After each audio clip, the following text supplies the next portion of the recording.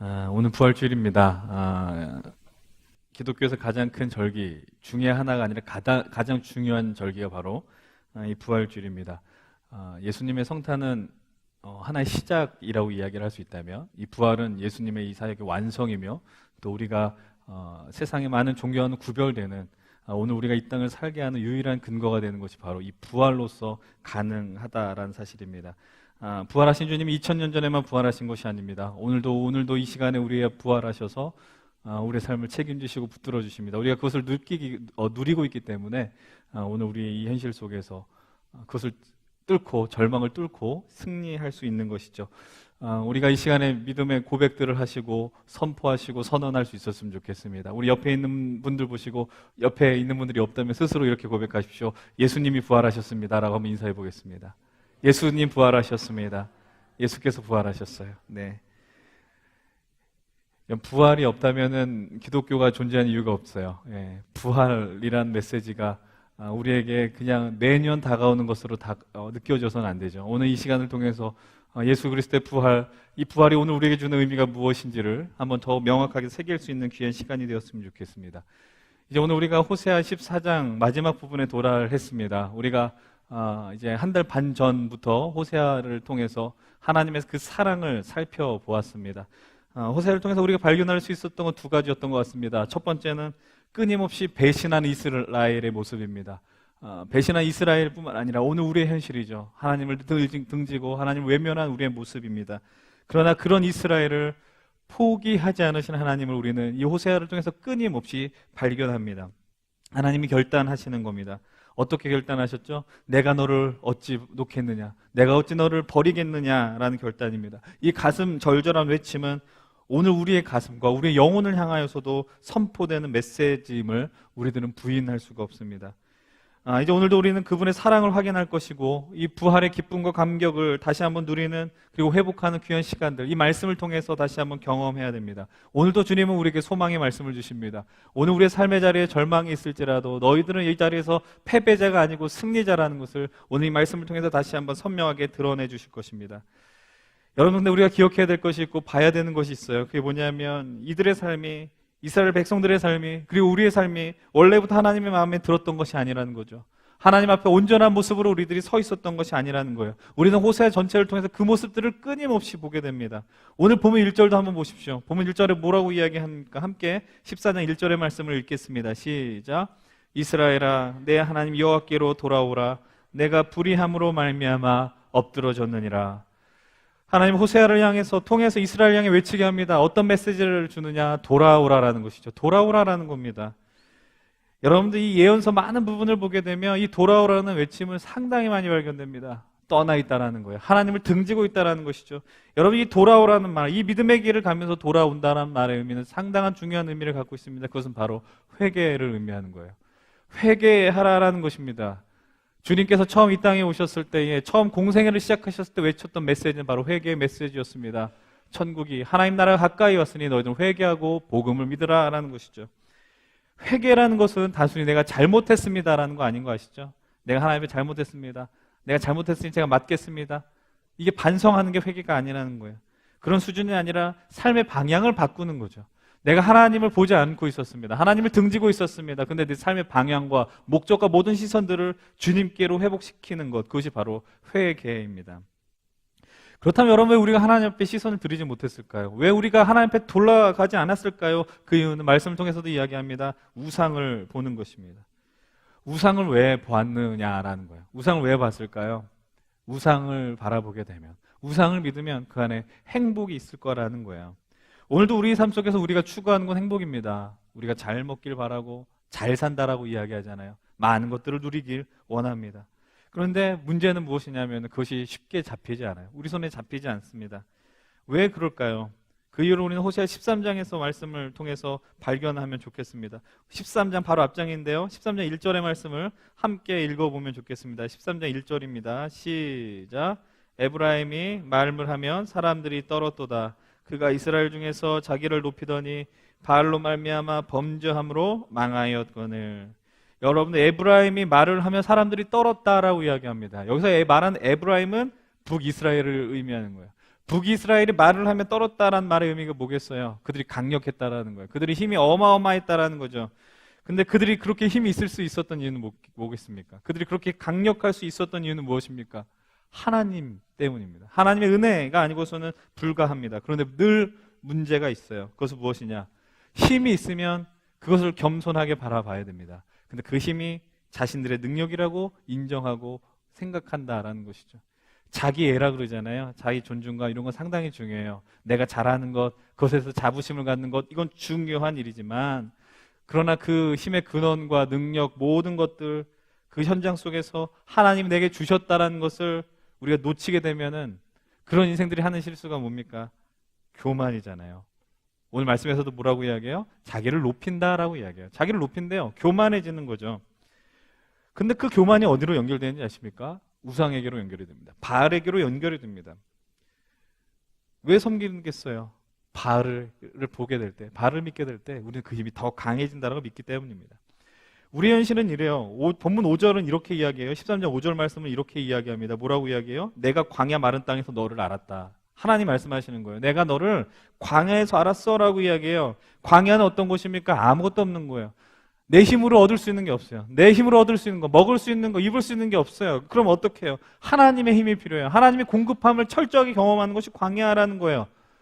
광야에서 우리가 느끼는 건 절박함이죠. 여러분, 절박함이 없는 신앙생활이 얼마나 밋밋하지 않습니까? 그 절박함이 그들을 하나님께로 인도해 준다는 겁니다. 그런데 문제는 무엇이냐? 13장 6절은 이렇게 이야기해요. 함께 6절의 말씀을 읽겠습니다. 시작. 그들이 먹여준 대로 배가 불렀고 배가 부르니 그들의 마음이 교만하여 이로 말미암아 나를 잊었느니라. 배가 부를 때 우리는 감사해야 돼요. 오늘도 우리가 이제 이 문을 나서서 이제 부활절 기념하는 기뻐하면서 떡을 나눠드리고 삶은 계란을 나눠줄 겁니다. 그럼 우리 감사하죠. 근데 여러분 오해하시면 안 돼요. 부활절은 계란 먹는 날이 아니에요. 그렇게 바라봐서는 안 돼요. 어찌되었든 우리는 하나님이 먹여주시고 입혀주시면 감사해야 되는데 교만해져요. 그리고 뭔가 더 먹기를 원해요. 광야에서 먹여주고 입혀준 하나님이, 근데 그곳에서 우리가 하나님을 잊어요. 왜냐하면 우리는 더 먹고 싶기 때문에, 더 배부르고 싶기 때문이죠. 그것이 이스라엘의 모습이었습니다. 그리고 오늘 우리가 살아가는 삶의 정말 분명한 태도예요. 우리들도 배부르면은 다 꺼지는 거지만 또 무언가를 간절히 원하지 않습니까? 우리가 하나님의 위대한 사랑, 예수 그리스도의 십자가, 우리가 감당해야 하는 그 죽음을 주님이 대신 감당하셨다라는 것, 복음이라고 이야기합니다. 굿뉴스라고 이야기한 그 놀라운 역사를 믿고 그것이 오늘 나로 이 자리에 있게 하면 예배하게 하고 살렸다는 것을 믿고 받아들이게 되어서 여러분 이곳에 있는 거 아니겠습니까? 쉽게 말하면 예수님을 믿는 거예요. 예수님을 구원자로 고백하는 거예요. 그러니까 이곳에 하나님을 바라보고 예배할 수 있는 거예요. 그런데 우리에게 문제가 발생이 됩니다. 이 믿음의 여정을 가게 되면은 우리를 계속 흔드는 상황들이 발생되더라라는 거예요. 그것이 무엇입니까? 고난입니다. 우리가 열심히 예수를 믿으면 고난이 없어야 된다고 생각합니다. 근데 고난이 우리를 흔듭니다. 여러분도 고난의 형태와 강도와 모습들은 다 다르게 오게 될 것입니다. 그런데 어찌되어도 우리는 그 고난의 중심에 들어가게 되면 너무 고통스럽습니다. 그래서 우리는 그 고난을 극복하기 위해서 문제의 원인을 해소하려고 합니다. 근본이 사라지면은 우리에게 다 모든 것이 다 완성될 거다, 행복할 거다라고 생각합니다. 쉽게 말하면 돈이 없으면 돈이 생기면 문제가 없어질 거라 생각합니다. 내가 지금 외롭고 슬퍼서 결혼하면 문제가 해결된다. 결혼하면 다 모든 게 될 거라고 생각하고요. 내가 지금 취업을 준비하는데 그것이 잘 되면은 모든 것이 다 열릴 것이다. 고난이 해결된다, 해소된다라고 생각합니다. 그래서 여러분 그것이 해결되기 위해서 우리가 하는 제 1차적인 게 뭔지 아세요? 하나님을 봅니다. 고난 속에서 하나님을 봅니다. 고난 속에서 하나님을 더 바라보게 됩니다. 근데 여러분 그 하나님이 그런 하나님이냐라는 거죠. 정말 좀 도발적인 질문일지 모르지만 하나님 우리의 문제 해결해 주시는 하나님 맞죠? 하나님 우리의 아픔과 문제들을 해결해 주시는 하나님이죠. 근데 하나님이 다 그걸 해결해 주진 않죠. 제 말이 맞습니까? 틀립니까? 맞는 말이죠. 여러분들의 문제 다 고쳐주셨어요? 여러분들이 기도하면 다 응답해 주셨어요? 아니거든요. 고민되죠. 왜 하나님이 응답하지 않느냐라는 거예요. 이 말의 의미는요, 우리의 원함대로, 우리의 생각대로 하나님 다 이끌어가지 않는다는 걸 의미하는 거죠. 우리의 생각대로 이끌어가지 않으세요. 그것이 가장 좋은 것이 아닐 수 있기 때문에. 근데 우리는 우리가 이야기하면 바로 응답되기를 간절히 원한다라는 거예요. 그래서 오늘 우리는 그래서 헤매요. 내가 예수님 잘 믿다가 어느 순간 넘어져요, 자빠져요. 하나님을 보게다가 하나님을 보지 못하는 순간들이 경험되어져요. 근데 우리가 그럼에도 불구하고 기억해야 되는 것이 있습니다. 그것은 무엇이냐? 그런 현실 속에서도 여전히 하나님 우리를 외면하지 않는 하나님이라는 거예요. 하나님 우리를 그냥 버려둔 하나님이 아니라는 거죠. 도와주세요. 그 도움이 뭡니까? 우리가 그 바닥 속에 있을 때, 어둠 속에 있을 때, 절망 속에 있을 때 빛을 보여주세요. 소망을 가능하게 해요. 기독교 신앙은 소망이에요. 근데 여러분, 우리는 그것을 인정하려고 들지 않아요. 왜냐하면 기다리는 게 힘드니까요. 참 힘들죠. 기다리는 건 참 힘듭니다. 그래서 우리는 그 기다림 속에서 응답이 되지 않으니까 따져 물어요. 하나님 왜 도와주지 않아요? 하나님 제 기도 듣기나 하십니까? 그리고 그 가운데 우리의 시선은요, 조급해지니까 다른 곳으로 가게 돼요. 그 문제를 해결해 줄 수 있는 것 같은 걸로. 오늘 말씀을 통해서 보면 바알을 향해서 시선을 돌리게 됩니다. 그렇게 나아갑니다. 이 모습이 낯설지 않습니다. 왜냐하면 그것이 우리 일상이기 때문이죠. 우리가 한 주간 살아가면서 여러분은 하나님하고 동행하려고 애쓰십니까? 여러분, 제가 오늘 이런 질문 던지는 건요, 왜 그렇게 못해요라고 나무라는 게 아니에요.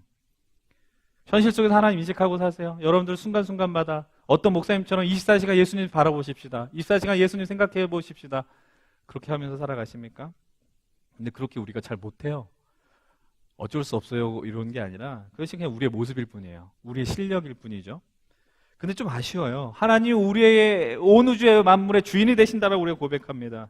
그런 것을 믿는다면, 정말로 믿는다면 우리의 믿음의 시선들 그분으로 향하여 있어야 되고, 오늘 현실이 어려울지라도, 막막할지라도, 답답할지라도 우리와 함께하는 하나님을 신뢰하며 그것을 뚫고 가려는 믿음이 있어야 되는데 점점 그것이 사라지는 것 같습니다.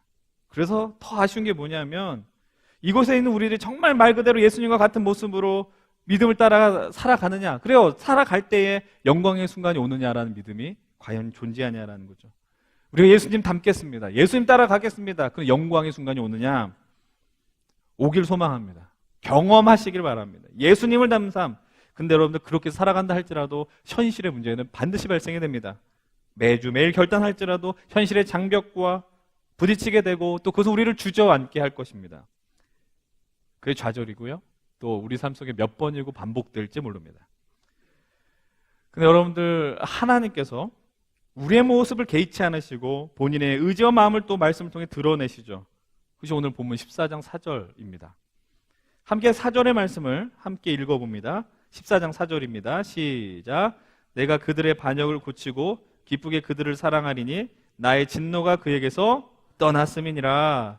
이 말씀의 화자가 누구예요? 하나님이죠. 하나님이 분명히 말씀하십니다. 내가 그들의 반역을 고치겠다라고 이야기합니다. 이 말의 의미가 뭐예요? 이들은 아직 돌아온 자들이 아니에요. 우리로 표현하면 아직 말 듣지 않는 애야. 혼나야 되는 애라는 거예요. 맞아도 싼 사람들이라는 거예요. 근데 하나님 그를 향해서 뭐라고 그래요? 아직 돌아오지 않았거든요. 네가 돌아오면, 주님이 맞췄죠. 호세를 통해서 있었어요. 여호와께로 돌아와라. 돌아오면 내가 잘해줄게. 이게 아니에요. 반역을 고쳐주겠다라는 거예요. 회개한 자들이 아니라니까요. 여러분, 이 말의 의미는 뭐냐면, 우리가 이 예배 자리에 있으면서, 이 공동체에 있으면서, 이 교회 다니면서도 여전히 회개하지 않을 수도 있어요. 여전히 하나님께로 우리의 마음을 드리지 않을 수도 있다고요. 그래도 몸은 이곳에 있는 것이죠. 근데 하나님 왜 우리를 이 자리를 불러주셨을까요? 내가 의식하든 의식하지 못하든 오늘 이 말씀 속에서 주님은 분명히 이야기하십니다. 어떤 메시지를 던져주세요? 승리와 회복의 메시지입니다. 내가 그들을 사랑한다라는 거예요. 내가 사랑한다. 너무 반복되고 또 나오는 말씀이어서 감동이 되지 않습니까? 근데 여러분, 어떻게 사랑하신대요? 기쁘게 사랑하신다라고 이야기해요. 그래서 하나님의 진노가 떠났다라고 이야기합니다. 이것을 우리는 뭐라고 이야기해요? 복음이라고 이야기합니다. 주님이 우리를 위해서 행하신 일들, 하나님의 은혜라는 거예요. 하나님의 은혜를 경험하는 자리에는요, 인간의 공로와 인간의 행위와 의가 설 자리가 한 군데도 없습니다. 간단하게 말씀드려 보겠습니다. 우리가 무언가 하나님 앞에서 해야 할 것 같아요. 우리의 믿음이 성장하고 성숙하면은 내가 하나님 앞에 내가 받은 물질을 더 드려야 될 것 같고, 내가 시간을 더 드려야 될 것 같고, 40일 금식 기도하면, 내가 오늘 작정 기도하면, 특별 새벽 기도에 정말 열심히 드리면, 성경을 몇 독하면 구체적인 믿음의 행위를 해야만 하나님이 움직이신다라고 우리는 생각합니다. 정말이십니까?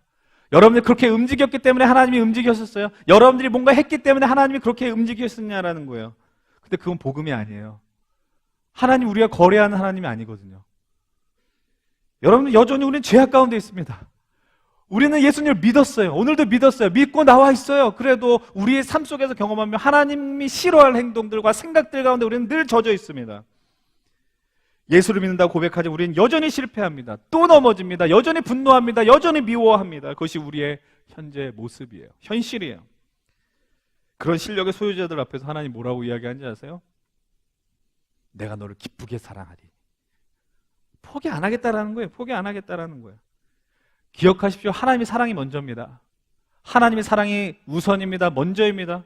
내가 믿는다고요? 믿음의 근거는 우리가 아닙니다. 하나님이십니다. 하나님이 우리를 의지하고 포기하지 않았기 때문에 우리는 그 믿음에 의해서 오늘 주님 앞으로 나아갈 수 있다는 사실이에요. 하나님의 은혜가 먼저이기 때문에 그 구원의 효력은 절대로 사라지지 않습니다. 예수님의 십자가 사건이 만약 2000년 전에만 머물렀다면 그 2000년 전에 살았던 사람들의 죄만 다 해결이 되고 그 이후에 태어난 사람들의 죄는 해결이 안 되느냐, 그게 아니잖아요. 하나님의 사랑에는 역사에는 제한이 없어요. 효력, 어떤 시간이 없다고요. 그렇기 때문에 우리의 인간의 능력과 지혜로는 다 그것을 담을 수 없고 표현할 수 없다는 사실입니다.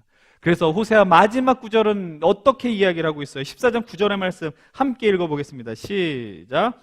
누가 지혜가 있어 이런 일을 깨달으며 누가 총명이 있어 이런 일을 알겠느냐? 여호와의 도는 정직하니 의인은 그 길로 다니거니와 그러나 죄인은 그 길에 걸려 넘어지리라. 누가 지혜가 있어 이런 일을 깨닫겠느냐? 누가 총명이 있어 이것을 깨닫겠느냐? 이건 우리의 지혜와 능력으로 알 수 있는 게 아니라는 거예요. 하나님의 것을 우리의 머리로 다 담을 수 없다라는 이야기예요. 그렇지만 뭐라고 이야기해요? 하나님의 사랑과 은혜는 분명하다라는 이야기죠. 하나님의 사랑과 은혜가 돌이키지 않은 이 이스라엘 백성들을 향해서 어떻게 드러나는지 아십니까? 내가 기쁘게 그들을 사랑한다. 그리고 5절로부터 7절까지의 말씀 함께 읽어보겠습니다. 5절로 7절을 함께 읽겠습니다. 시작. 내가 이스라엘에게 이슬과 같으리니 그가 백합화 같이 피겠고 레바논 백약목 같이 뿌리가 박힐 것이라. 그의 가지는 퍼지며 그의 아름다움은 감람나무와 같고 그의 향기는 레바논 백향목 같으리니 그 그늘 아래 거주하는 자가 돌아올지라.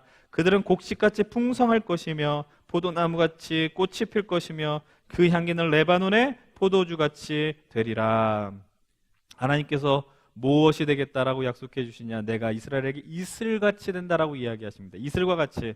그런 가운데 황폐해진 백성들입니다. 황폐해진 그곳에 무엇이 일어난대요? 백합화가 피고요.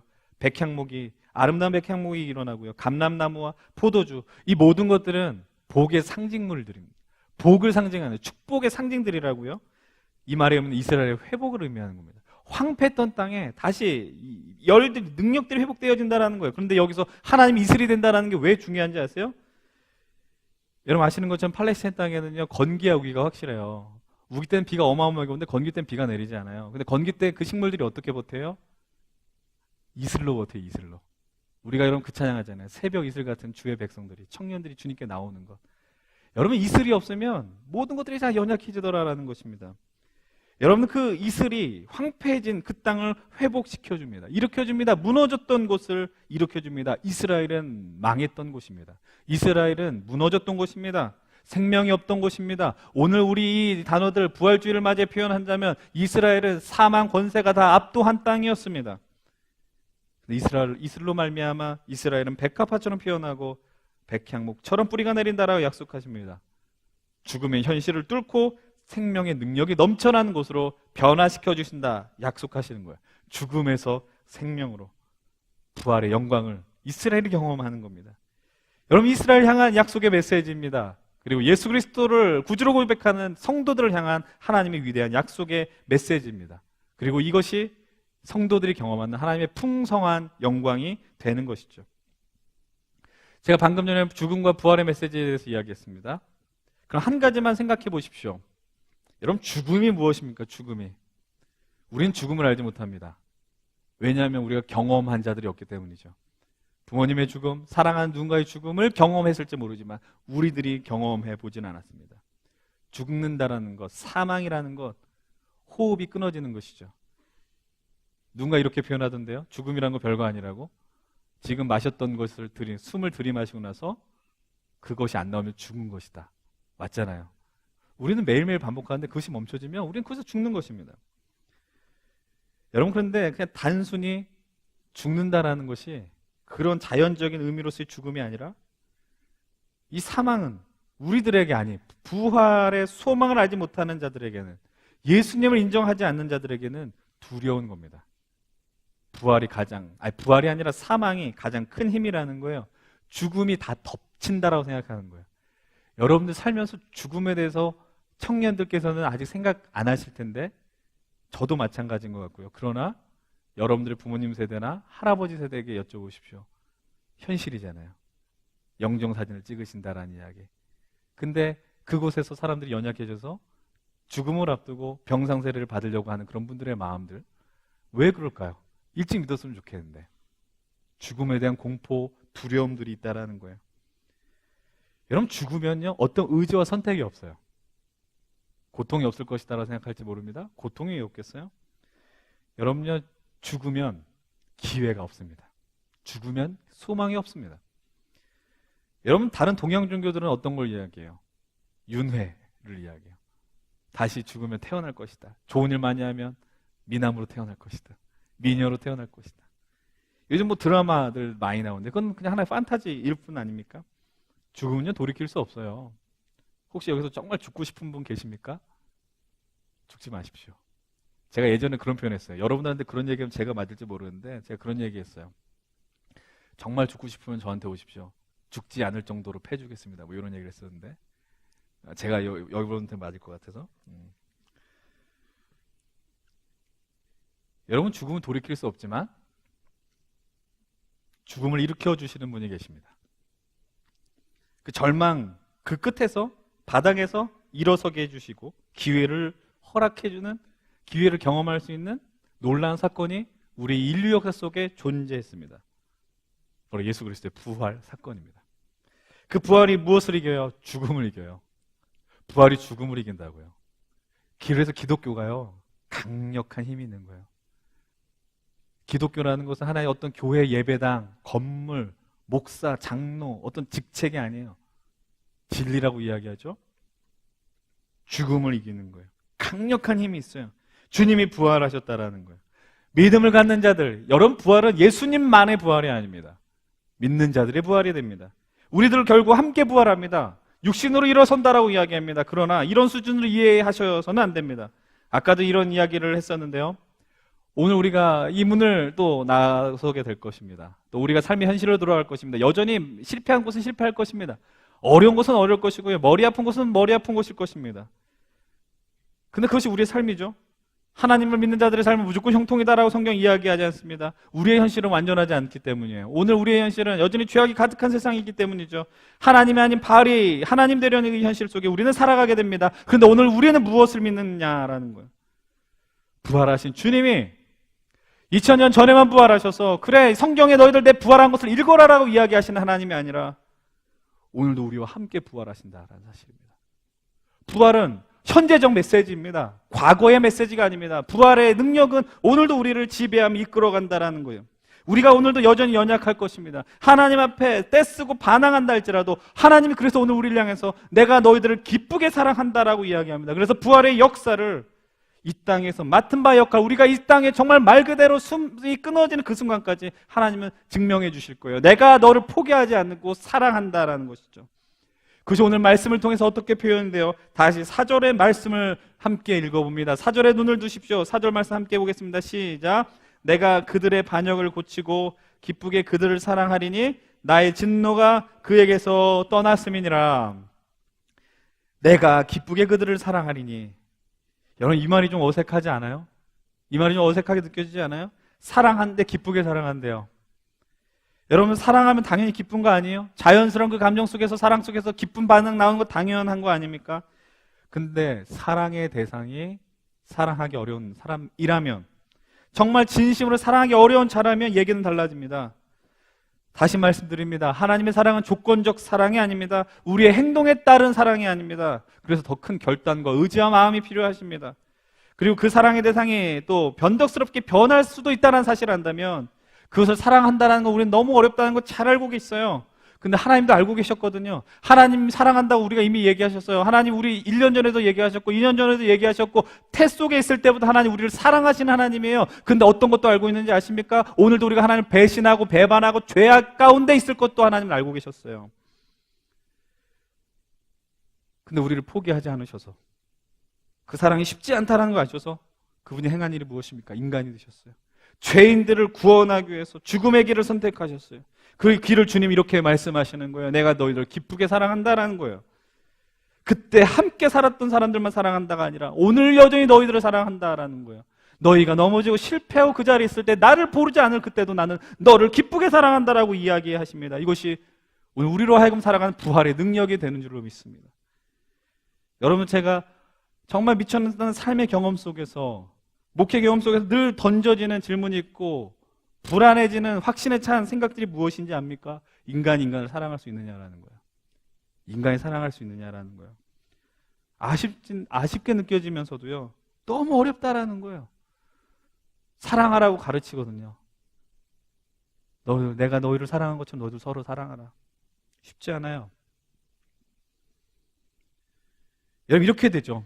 우리가 하나님의 사랑을 볼 때 하나님이니까 쉽게 보려고 그래요. 하나님이니까 당연히 기쁘게 해라고 생각해요. 이런 이들을 기쁘게 사랑하는 것, 여러분, 우리의 현실 속에 가보십시오. 정말 사랑하려고 애쓰고 포기하지 않겠다라고 몇 번을 던져도요, 괴로운 때가 있거든요. 하나님이 어떻게 이런 이들을 사랑할 수 있을까요? 기쁘게 사랑할 수 있을까요? 아니, 어떻게 기쁠 수 있을까요? 사랑하기 때문에. 사랑하니까. 기뻐서 사랑하는 건지, 사랑해서 기뻐해지는 건지 모르지만, 여러분, 사랑할 때 기쁨이 일어나는데 그 기쁨은 때로는 안타까움으로 표출되고, 아픔으로 표출이 되고, 분노로도, 화로도 표출이 되고, 때로는 울어줌으로, 함께 울어주심으로도 표출이 됩니다. 그리고 가장 위대한 그 사랑의 증명은 오늘 우리에게 부활의 영광과 소망으로 경험되어지는 것입니다. 그리고 부활하신 주님은 오늘도 우리와 함께 이 믿음의 길을 가게 하시고 우리의 현실 속에서 우리를 외면치 않고 살게 하신다라는 것이죠. 함께 하신다라는 메시지가 주는 위대한 영광이 무엇입니까? 함께 하나님이 하신다라는 거, 임마누엘 하신다라는 그 영광의 메시지가 무엇입니까? 오늘 우리 이 현실을 버티고 살아가게 해주신다라는 거예요. 포기하고 싶잖아요. 다 버리고 싶어요. 내려놓고 싶어요. 내 처자녀 때문에 못해요. 이런 의미가 아니에요. 소망이 있어요. 부활. 부활을 믿는다는 말의 의미는 뭔지 아십니까? 승리의 날이 분명 온다라는 거예요. 승리의 날을 위해 주님도 견디셨습니다. 그래서 우리를 기쁘게 사랑하셨습니다. 그래서 우리들도 오늘의 현실 속에서 아까 말씀드린 것처럼 견디기 어려운 이 자리 가운데서도, 그래서 우리들도 누군가를 사랑해야만 하는 것이고 포기해서는 안 되는 것이에요. 우리들도 우리 인생 속에서 누군가를 기쁘게 사랑하게 만들어졌다라는 사실입니다. 오늘 말씀 준비하면서 더 와닿았습니다. 내 현실 속에서, 우리 현실 속에서 부활이 없었다면, 부활이 아니었다면 내가 이 믿음을 갖는다는 게 무슨 의미가 있느냐라는 거예요. 여러분, 동일한 질문을 던지세요. 내가 이 자리에 있으면서 내 현실 속에서 예수님이 부활하셨던 그 사건이 없었더라면 내가 이 믿음 갖는다는 게 무슨 의미가 있느냐라는 거예요. 죽음은 돌이키게 하지 못해요. 죽음은 기회가 없었거든요. 부활은 돌이킬 수 있게 해주세요. 부활은 기회가 있어요. 부활은 소망이 있어요. 그래서 어려운데, 포기하고 싶은데, 그냥 넘어지고 싶은데, 다 내려놓고 싶은데 견딜 수 있습니다. 이것이 부활의 신비입니다. 그래서 부활은 예수님만의 부활이 아니라 오늘 우리로 하여금 또 이 땅의 부활의 삶을 살게 해준다라는 사실입니다. 그래서 우리는 이 놀라운 사실을 이 믿음의 공동체에서 날마다 확인하고 경험해야 하는 것입니다. 사랑하는 여러분들, 오늘 우리는 이 부활주의를 맞이하면서 주님의 그 은혜 기억하십시오. 부활은 하나님의 사랑입니다. 우리를 기쁘게 사랑하기 위해서 그분 다시 부활하셨습니다. 부활하신 주님을 우리 심장 속에, 영혼 속에 모시고 이 믿음의 길 속에 여러분 고난 가운데, 어려운 가운데 그것을 담대하게 뚫고 가십시오. 소망을 붙들고 가십시오. 부활신앙이라는 것은 바로 그것입니다. 주님이 쓸데없이 그냥 한번 기적 베풀겠다가 아닙니다. 오늘 이 현실 속에서 이 기독교인으로서, 그리스도인으로서, 성도로서, 하나님 나라 백성으로서 살아가는 것, 부활신앙을 통해 마음껏 엄청난 하나님의 은혜와 영광들을 누리실 수 있도록 하나님 그 길을 마련해 주신 것입니다. 그 길을 포기하지 말고 함께 걸어가시길 소망합니다. 사랑하십시다. 더 많이 사랑하십시다. 하나님의 영광 가운데 걸어가십시다. 오늘 우리가 이 시간 하나님의 은혜와 사랑에 감격하며 함께 주님을 높여드리고 찬양할 수 있었으면 좋겠습니다.